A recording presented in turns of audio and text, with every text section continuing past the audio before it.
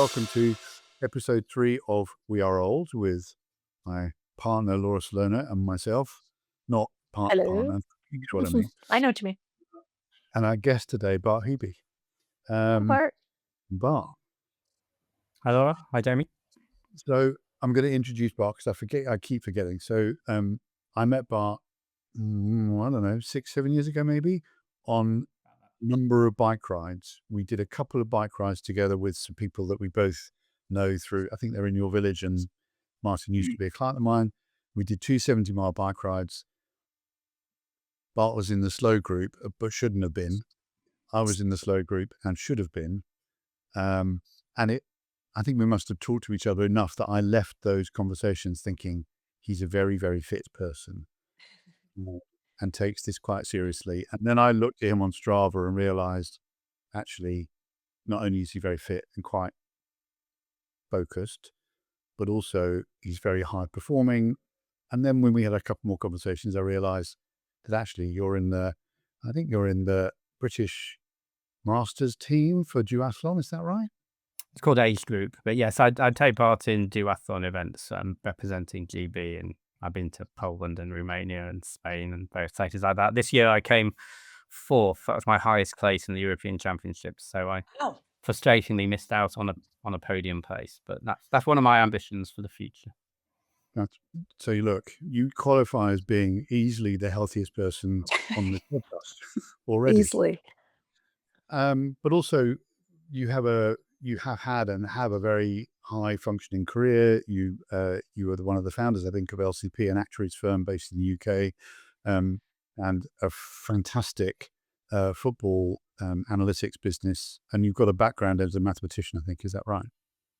That's correct. Yeah, I'm an actuary. So I began my career 40 years ago training to be an actuary. I spent most of it as a pension consultant actuary, became a partner, not a founder. My uncle was a founder of the firm that I'm a partner in. But we go back a long way as a business, and we've been very successful. And I've had a very remunerative career as an actuary, advising pensions. But then over the last 5 to 10 years, I've transitioned into within the same firm, heading up our new sports analytics and advisory business, which we've been developing using analytic approaches, algorithms to sporting data to help develop platforms and tools for football organizations, particularly soccer for Americans. And that's I was going to say it's soccer here, right? The football. Yeah, not American. It is soccer. Football. Yeah, that's what I mean. Soccer is by far the biggest sport in the world, bigger even than football, American football. So it's a great sport. I mean, it's a sport I've loved and been passionate about since I was 4 or 5, and to be able to actually work in football now and what I do now actually is just so enjoyable, really, because I spend most of my time meeting new people, talking about football tools, football business, and that's a really good thing to switch into towards the end of my career. Now, we are going to have to ask you how old you are, Bart, because it's a factor in the discussion we're going to have, I think. So whilst I would never ask Laura how old she is, but we can guess. Well, you can. Yeah. The podcast is called We Are Old, so it's sort of we're old. Yeah. On the it's what we're talking about. So anyway, I'm going to be 65 in September this year. So right. What used to be regarded as retirement age for men in this country, and you're not even close. You have no interest in retiring. Yeah. Hopefully. you still got a lot to do. Yeah. I think so. Yeah. I got I listened to your first episode with Mitch Bill, and I think that this you talked a lot about what the people going to do in their quotes retirement, and I think stopping work, and I think probably for both of you as well, stopping work completely would be a bit of an odd thing to do. Whatever you mean by work. It doesn't mean the same thing that you've done for most of your working life, but I think having some form of something that you do, it might be work, it might be paid work or volunteer work, but something that gives meaning and makes your life feel productive, I think is going to be important. I would guess for both of you. I don't know. I just want to lie down, frankly, for a while. No, you're right. You've been doing 14-hour days from what you said then. I mean, that is crazy. I mean, I used to do 10, 12-hour days. I know. I mean, I'm sort of part-time. I work when I need to work. I probably do about 35 hours a week. That's what I generally do, which is that's plenty. Yeah, a reasonable amount, plenty, but it's not like I used to work and nowhere near like what Jamie's doing. Laura, how hard do you work? How many hours a week would you say you're actively involved in work? How often? Like working with clients? I mean, I work full days Monday through Thursday, and then Fridays is I'm a therapist, or a psychotherapist. Yeah. And so I meet with my clients like from 8 a.m. to 6 p.m. Monday through Thursday. And then on Fridays, that's like a rollover day. I'll see other clients, or I just do administrative stuff. So all told, I'm working, how many hours is that? Enough.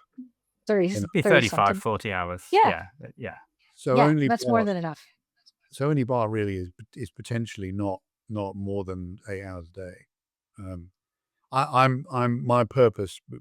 Laura and I have talked about this a lot over the last year. She's my therapist as well as my podcast partner. But I am, my wife called me a workaholic at Christmas. So my challenge this year is to go down from 12 hours a day to 8. If I can You're do that. actually working 12 hours a day. Yeah, I think I probably am. My I'm alive on email, available to go and talk to people is sort of 6 a.m. till anything for up to 8, 9 at night. I mean, that's kind of what I do. So it's an all-encompassing thing. Anyway, moving on. We're not talking about me today. Thank you very much. Don't ask me any more difficult questions. Instead, the subject of today's discussion really, and I'm going to call it this because I think your family coined it, Bar, Who Wants to Live Forever, I think is the name of this. We should call it that because the conversation really that you and I had when we met and had coffee the other week, Bart, was about not an obsession, but a desire to age healthily. Is that probably, how would you define it, and what's your view? Let me give you the floor. Yeah, it isn't. I mean, it's what my daughter and wife joke at me about, is that I want to live forever, and we should talk about me living to outliving them and things like that. But that's not really it. It's about being healthy and active, both physically and mentally, for as long as possible. There's I mean, I don't regard him as a sort of guru. There's a guy called Peter Attia, Dr. Peter Attia. He's an American. He does podcasts and stuff, but he's written a book called that, which I've read and found very, very interesting. And his idea is something called the health span. So again, this is his chart, and it's about, the green line is where people typically live. They sort of start declining in health about 40, and then there's a gradual decline until they sort of die 80, 90. His idea is find ways to extend your health span so that you live healthily until 80, 85, 90, and then your period of failing health is quite short, and then So what have you adopted from him? 100. What have you utilized? What have you employed? So the aim is to do broadly that. I mean, in a way, why my question to anybody, or to you, why wouldn't anybody want to do that? I mean, that is such an obvious thing to want to do if you believe you can do it. Mm-hmm. Would you want to do that? Would I want to live forever, or just live a no, not live forever. We'll live the large majority of your life healthily active, both physically and mentally, and Absolutely. then have a very short period of decline, and then die quite quickly and painlessly. But one thing I wanted to that I'm going to just throw out there is I would totally want to do that, but I have a feeling that definition is different for each person. I don't think there's a hard and fast. Yeah. Right? Is there a singular definition for that, or is it open for interpretation? I think the principle is, so I would go back to your first episode again, where I think you talked about 10-year periods of like when people retire, whatever that means, they have the 10 years of go, the 10 years, I think, of slow go, and then the 10 years of no go. Yeah. And this is Yes. saying you don't have to have that. It doesn't have to be like that. Mhm. I certainly don't want 10 years of no go. And I'd rather not have, no, there's going to be a gradual slowing down, but I do, and that's for a variety of reasons. I mean, I think that's a nice thing to have. I think in terms of the financial side. So one of the things, again, you talked about with Mitch was, planning for your retirement. And I think, and actually, so, that's one of the things I've spent my whole career thinking about in terms of retirement planning. And what I know is that it's, you can do the maths as an actuary over a body of 100,000 people and work out what rates of return you want for any individual person. I could die in the next 5 years. I might fall off my bike. I might get cancer. There's all sorts of reasons. I'm not likely to do so, but it's possible. I could live to be 110. Probably unlikely, but possible. So how do I manage my finances over that period? One way to manage them is to be able to continue working in some form, to have that flexibility. In order to be able to work, you need to be healthy, both mentally and physically, to be able to get up in the morning, to feel fit enough to get out there, to be able to do something useful that people are going to be prepared to pay you for. So that's another reason to keep fit. Then another reason is sort of the moral one, not being a burden on society, both generally, but also I've got a 24-year-old daughter. I don't want to be a burden on her. So there's all those reasons why I don't want to stop my health failing, being reliant on the state, reliant on my daughter, not able to earn money if I need it, if I end up, I could live to be 110 with the last 20 of those being, or the last 30 of those, could be whatever, I could live with a long period of ill health, not being able to work, reliant on my savings. If my savings run out, reliant on the state, all of those sort of things. I want to try and avoid that if at all possible. And the best way of avoiding that is to retain the flexibility of being healthy, both physically and mentally. So that's the principle behind it. And I don't think one has to assume that, if you assume you're going to have, the 10 years of no-go, you will potentially allow your body to let that happen. And a lot of keeping fit is about the other phrase. I mean, I'll let you come in a moment, Jamie, but there's this other sort of phrase that people use.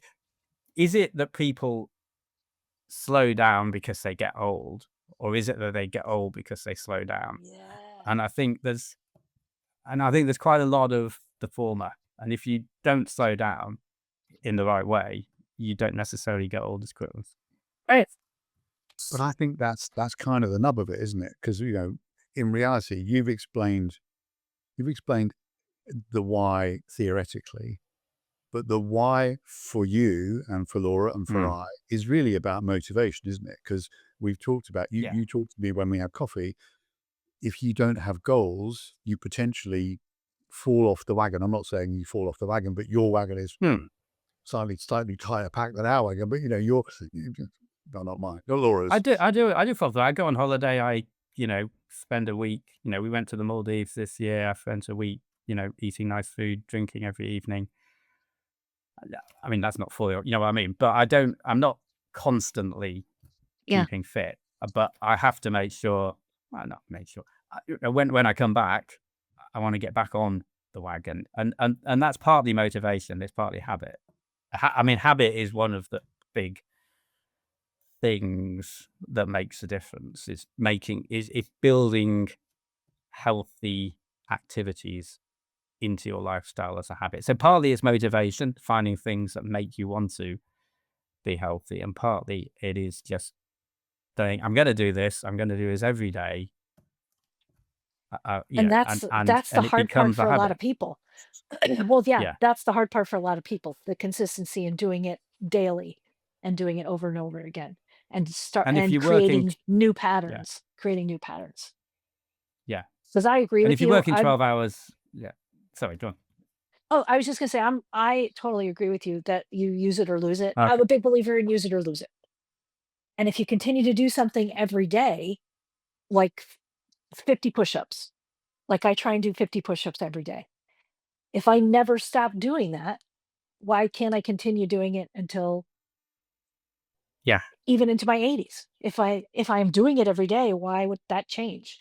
Like suddenly one day it's just gonna be like, no, you can't do it, barring any injuries or anything like that. Yeah. Yeah.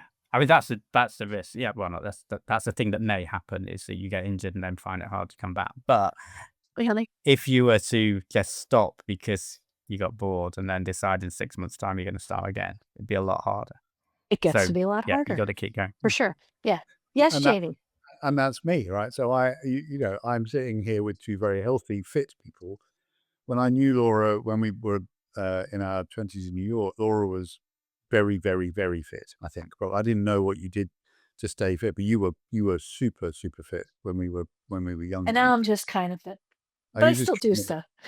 I suppose, but I've always suffered with a desire to eat more than I should, and a sort of vaguely on-off relationship with exercise. More on than off in the last 10, 15 years, I would say, but certainly off for large parts of my life, and I worked in media in my 20s and 30s. Those were not healthy years. I smoked, I drank, I took quite a lot of Class A drugs. I had no health in my life whatsoever, and I absolutely loved all of it, by the way. So I carry no regret. But now, as you say, we're now in this situation where we find ourselves going, oh, look, the aging process is starting. Things are starting to slide away. How do we maintain a level of fitness, health that we can feel it? So my next question to you, Bart, might be, what are the things that you do apart from the obvious? I'm sure I see you running, cycling, swimming, doing that stuff. That exercise is obviously. What are the things that you do that you think make the biggest contribution to the way to your ability to age really well? I mean, and one of the things is I've only really been getting into this sort of habit of fitness in the last 10 to 15 years. So up to the age of about 50, I played a bit of football, I ran a bit, but I didn't have any particular routine, and I wasn't particularly healthy. I was probably a couple of stone overweight. And so it is only in the last 10 to 15 years I've sort of built up. And to some extent, I think that's a positive, actually, because for two reasons. One is I know a lot of people who have injuries that they sustained through doing a lot of sport in their 20s and 30s, particularly sort of things like football and rugby. So because I never did any really intense sports when I was younger, I haven't got any injuries like that. And the other is I think because I never did anything at a really competitive level, I now find that I really enjoy being good at what I do. So I do duathlons, so I cycle and I run and I compete in the GB age group team. So I take part in competitions around Europe, bloody one a year. So I did one in Poland. So I do European and World Championships in my age group for that. So that's something that I've found that I'm actually good at now, when I never did anything particularly well as a sport in a sporting line. So that gives me a motivation. So I think having that as a motivation is something that keeps me doing exercise. But what I've I think what makes a difference now is that I've realized it's important to actually do a range of exercises. So I think I used to, when I was getting good at running and cycling, that's what I did. At having sort of done a fair bit of reading, there's loads of things you can read about how to be fit, both generally, but also as you get older, is the cross training aspect. So, another book, the other book that I recommended to Jamie is this one. It's called The Midlife Cyclist. It's actually a book written to cyclists, but one of the things it recommends is people who only cycle should not just only cycle. So they should run, they should do resistance training, they But to should work do, different muscles I mean, the yeah. purpose of So, cross training. not, yeah. Sorry, go on. Yeah. I was gonna say, so like the purpose of cross training is to have a more holistic approach, I suppose, to your health, like working different muscles and developing different parts, or I don't know.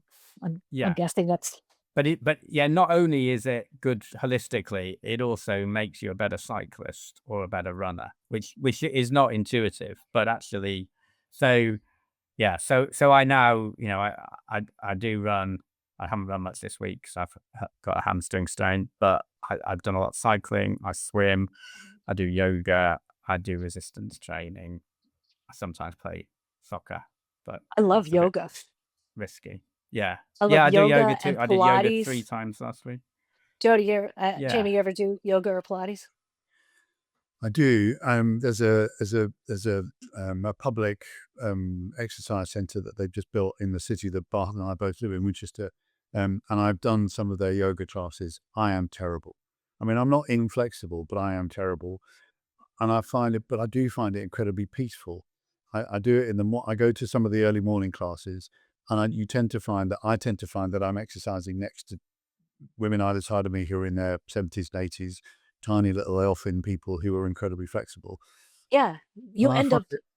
I And find it's a wonderful thing to do. it's such a great workout.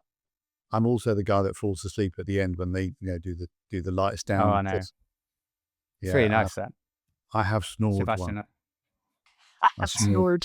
I used Later. to do that. But again, I think it's one of the, you need to get to the habit. Don't just do it once a month. I mean, you need to do it like every week, and then you'll become more flexible. Then you'll stop falling asleep. All of those things. You do need to do it at least once a week. I mean, habit has always been my challenge, frankly. Yeah, it's always been my challenge. I mean, I would say I probably exercise 2-3 times a week, sometimes 2, sometimes 4, never none, but it could be that I just go and lift weights in the garage once. That counts for me. It could be that I swim I mean, I've got plantar fasciitis at the moment in my left heel, which means that I'm not running, and also it's an excuse to do nothing. So I know that I'm doing a lot less than I should be doing. You could do Pilates. I could, but I could swim because I'm good at swimming, so I could swim. So I think I swam twice last week. So but habit is I am inherently physically quite lazy, and therefore I really struggle with the thing that Bart appears not to struggle with, and you too. I think, Laura, you're instinctively very active, right? Well, yeah, but like instinctively, I like to keep moving and I like to be doing stuff. But Bart, you said that you started doing this like in the last 10, 15 years. Yeah. So And how did you get yourself into that routine? How were you able to? Does it bring you joy? Is it yeah, is yeah, it it does. mandatory? It It's a does. non-negotiable. Like how do It's you make both. it happen? Yeah, it's both.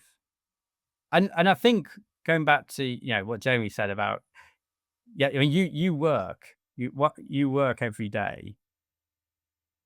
You don't think about it. That's a habit. So I have made doing exercise almost like a job.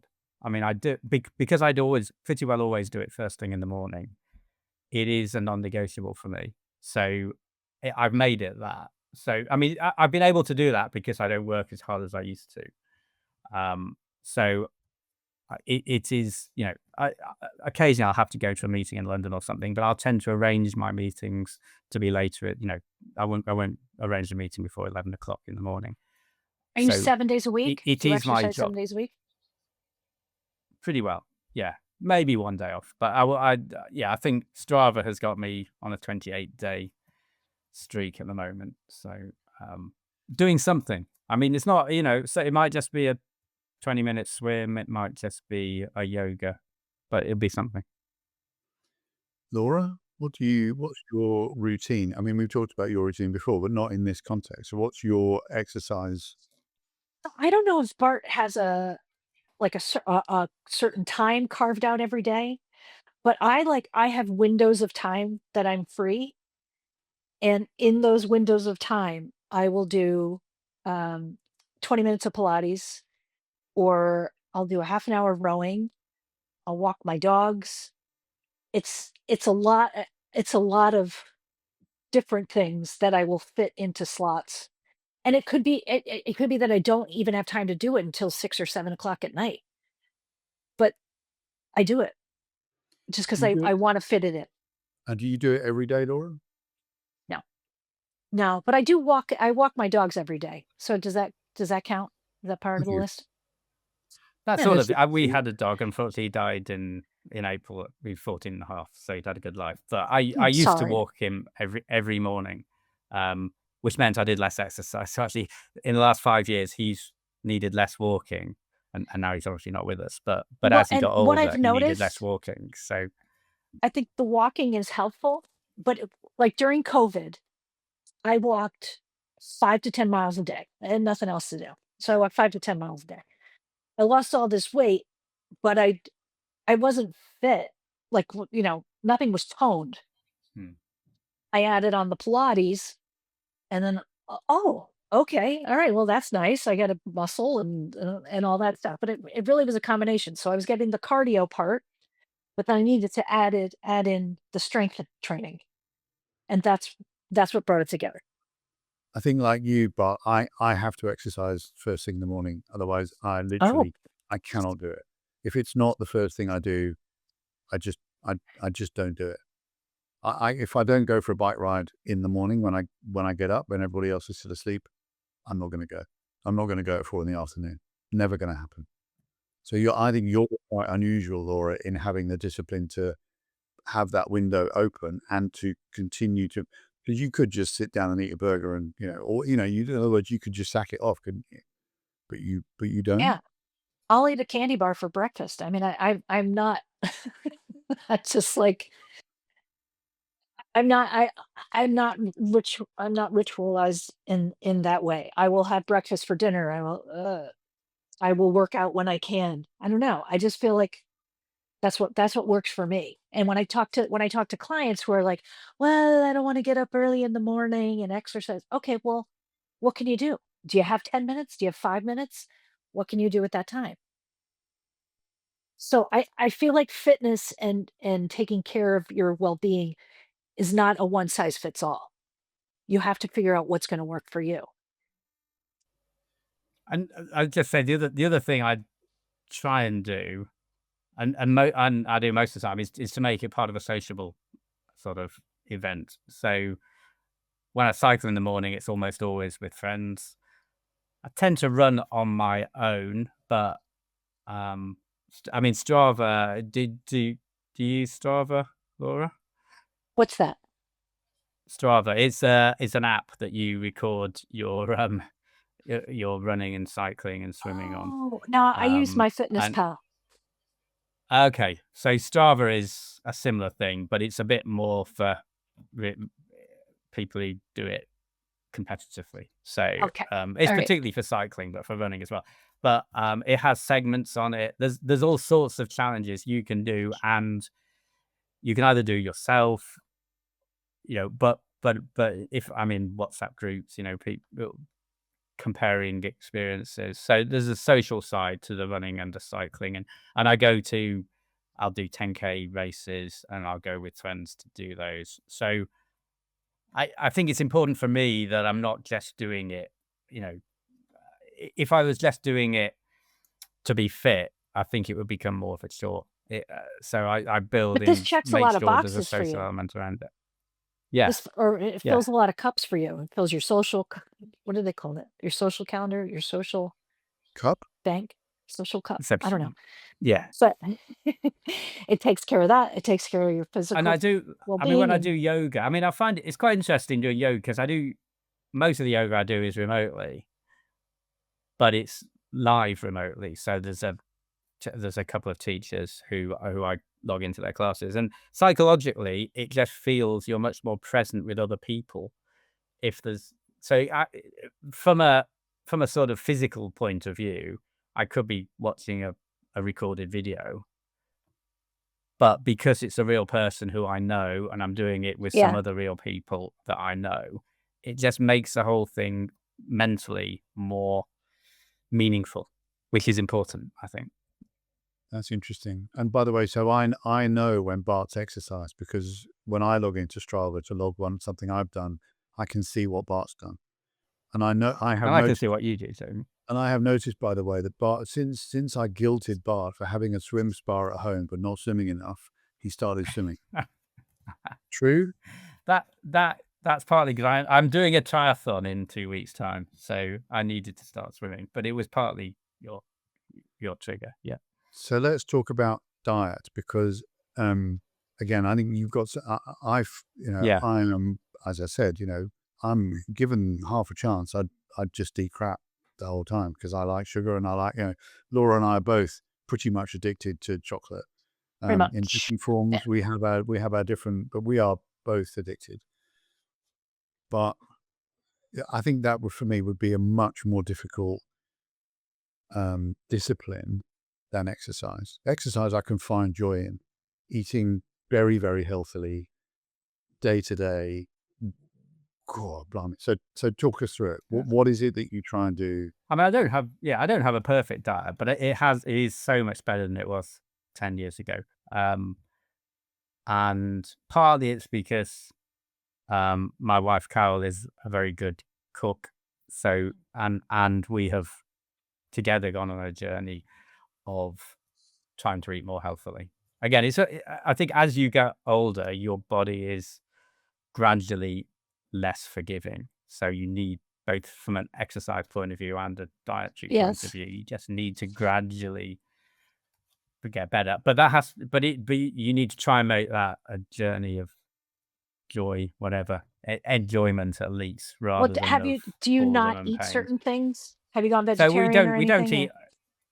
Yeah, no, we don't. I mean, we don't eat much ultra. I mean, the ultra processed food is the thing that you've got to avoid. And so the things, it's more the things to avoid are ultra processed food, refined carbs, sugar.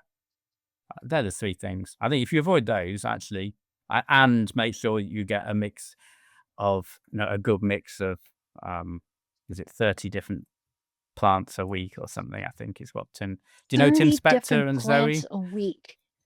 That's Who? You Who's that? lost me at refined sugar, to be honest, Bart, because I'm thinking, sugar is the devil's food. And you don't have to eat. I mean, chocolate. I eat a lot of chocolate. I eat a lot of chocolate. I Oh, eat a lot you of dark do? chocolate. Yeah, Oh, yeah, dark definitely. chocolate. Okay. Today I had to. So we at work we have a team thing where you get allocated someone in your team to make a cake for, and I'm a bit of a party pooper. I don't do cake. Cake's got refined flour in it. It's got sugar in it. So I looked on ChatGPT. What's a good party alternative to cake? Strawberries dipped in chocolate. So really That's nice. great. Really nice. You can't beat a strawberry dip. So I did those today, and I took them in, and I think people would probably have preferred to have cake, but Okay. that's what they got. One of my So guilty pleasures. I'm going to cut you off, Jamie, and then you can come back. I promise. Okay. One of the things that I like to make is I like macerate dates. Like I soak them when I mash them up. I add almond flour, cocoa powder, protein powder, some honey, blend it up, and then I dip it in chocolate, or put walnuts in it too. Dip it in chocolate, roll it in coconut, and they make little brownie balls. So good. So good. okay, so define chocolate. I bet Bart's chocolate is dark, bitter. 70% chocolate. Yeah. 70%. And I mine are know, Nestle Toll House cookie. Nestle Toll House I chocolate. know that Yeah. Laura has a Cadbury's milk chocolate addiction, so I Really, love Cadbury. Hmm Well, okay. Yeah. but chocolate's better than, I don't know, cookies, isn't it? I mean, that's the thing. It's not necessarily being perfect, but it's just being better than really bad. And there's a lot of really bad food out there. And so just talk to me, because I am interested, right? This is my challenge. Talk to me about the 30 plants a week. how do you get them? How do you get 30 bits of plant material into your diet in a week? What is it that you know, do you just not eat sandwiches? What is it that you do?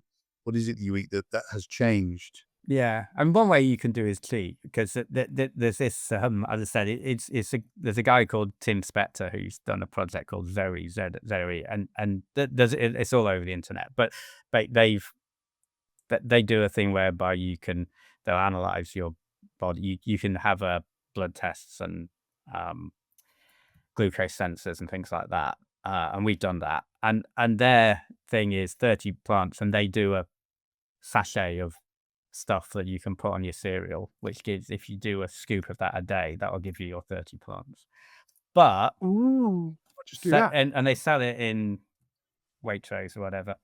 But my breakfast is porridge plus some mixed red fruit plus some kefir plus some nuts plus some seeds, mixed nuts, mixed Okay. seeds, Can I ask even what without porridge the is? Zoe stuff. What's in Porridge, porridge?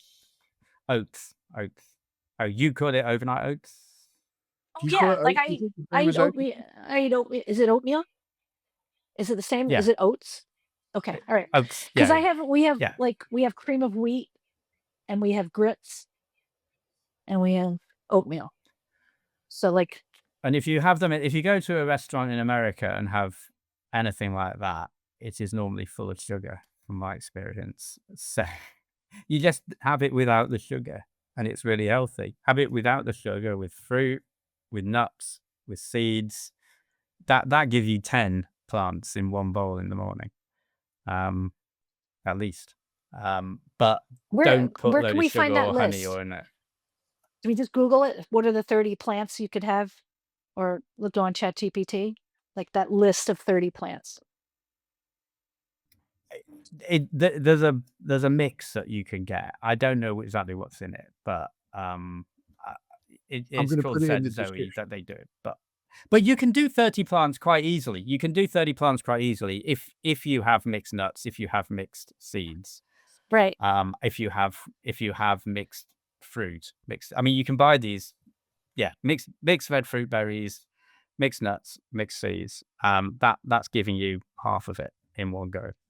I've just perplexited the relationship between oats and porridge oats and oatmeal, and they are related but not the same.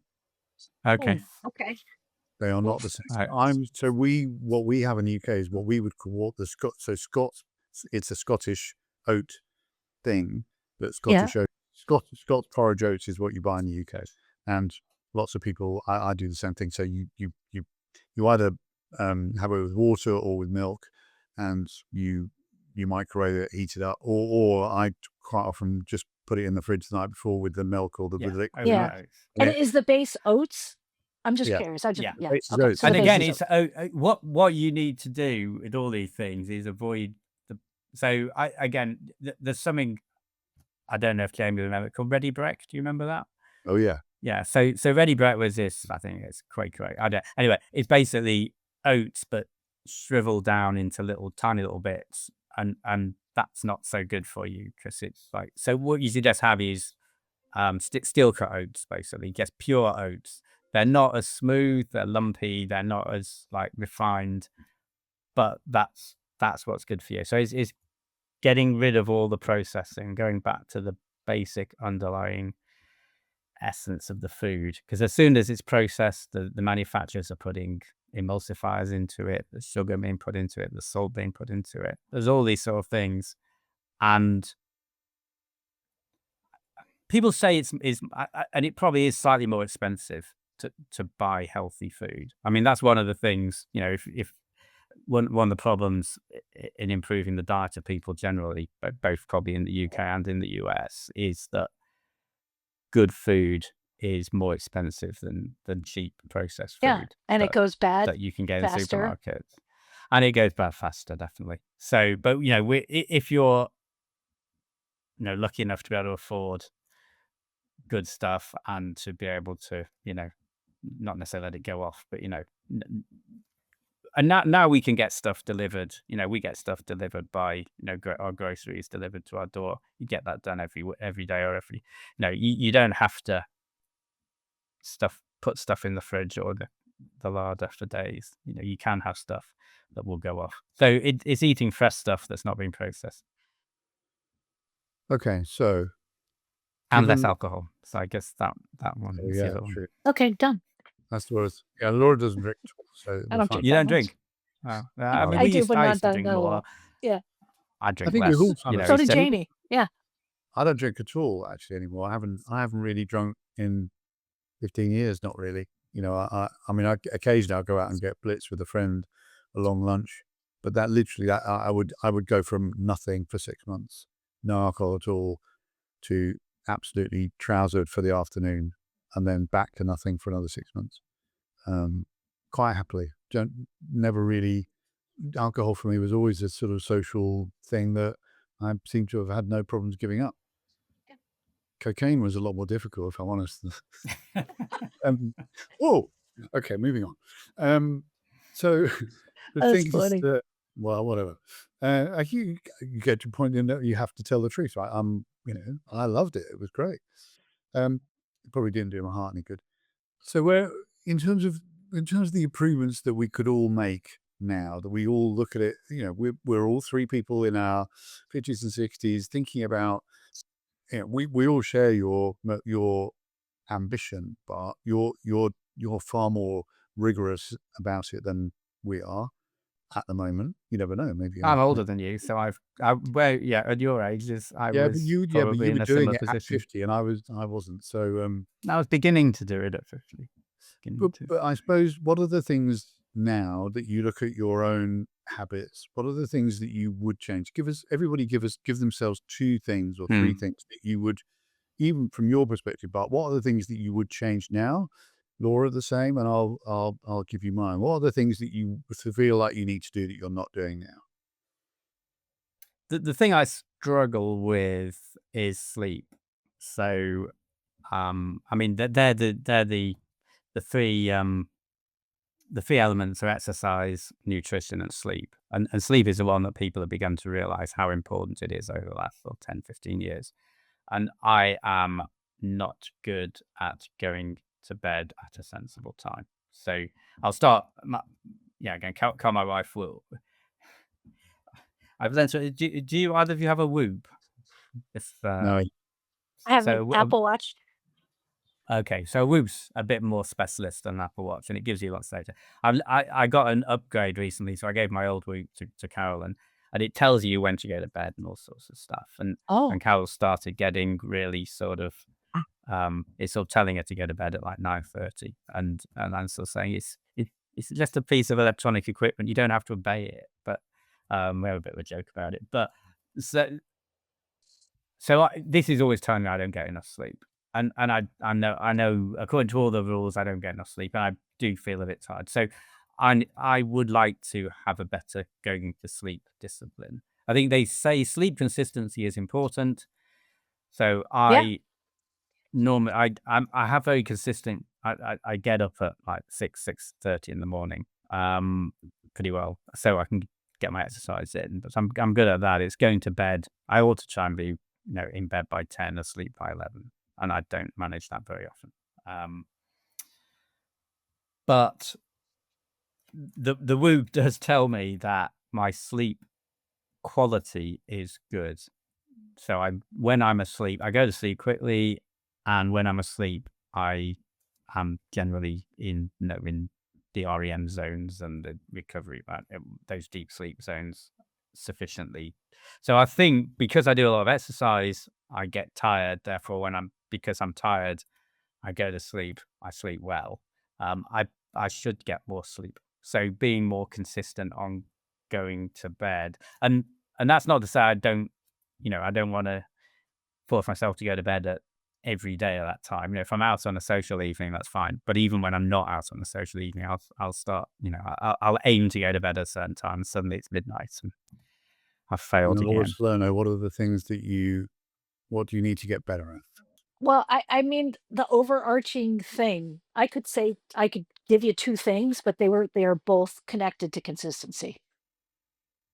I I battle with myself constantly. I know what I need to do. I know what not to eat and what to eat, and I know how much exercise I need. I know all those things, but I also, you know, I say to myself, okay, I'm eating that.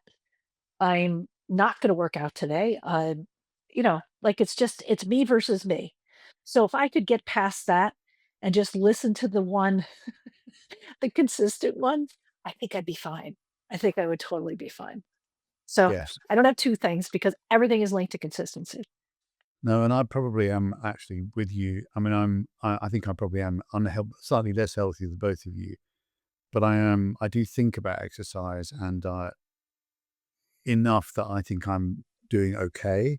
I Yeah. definitely do better. I definitely am, I've always been about a stone and a half heavier than I should be. Always, always. I've been 3 stone heavier Aren't than I we should all? Aren't we at certain all? points Yeah. in my life. Um, but my biggest problem is diet. I am generally greedy. I am genuinely greedy, and my appetite is genuinely too big. I've got, as I say now, I've got 3 boys who are 17, well, 18, 20, and 22. They're all over 6 foot. They're all big exercise people. They eat twice as much as I do. And I look now, I'm sort of given up, but I definitely still eat more than I should. Um, and also I sack off the exercise too often. Yeah. When you say you eat, sorry, that's when you say you eat too much. I mean, I think if you eat healthy food, it's almost impossible to eat too much. Is eating too much unhealthy food. Too If much you're eating garbage. vegetables, So no, I'm probably not brilliant at vegetables, but your breakfast is pretty much my breakfast. So I'm, porridge, yeah, banana, red berry, blah blah blah, all that stuff. My biggest problem has been vegetables in whatever it is that I'm eating, because we, as a family, we're all very busy, so we don't often eat together. I don't even eat with my wife that often. It's a very much a sort of, who's I get in at 8:30 or whatever. There'll be something left, so. But also I've got a terrible sweet tooth. I mean, really, mm, really, really, really bad. Really. And I think it's linked to my work, because I've lived a very stressful work life for such a long time, 20 years of running our own business. The reward for a very long, very difficult day is almost always a bag of mm, chocolate raisins. And Nice. and you know what? And you're absolutely right. It makes you, there's a signal in it somewhere that makes me feel like I've earned it. That's fine, even though physically I absolutely have not earned it. And I think we're all going to struggle with that, right? Um, we haven't talked today about the frailty line and the Dr. Von der Wright weightlifting I thing, and know that's with for we another haven't episode. covered a lot, and I gotta go to I have Yeah, we got another to go. client. So we're all going to go. So maybe we do this again. But I think who we need a wants part 2. to? Well, we all want to live forever, but Bart clearly is going to live much longer than the rest of us. I'll do my Thanks best. very much for being part of the All right. conversation. And Thank you for inviting me on the show. Thanks, Bart. Take care. Good All then. right, bye. Bye.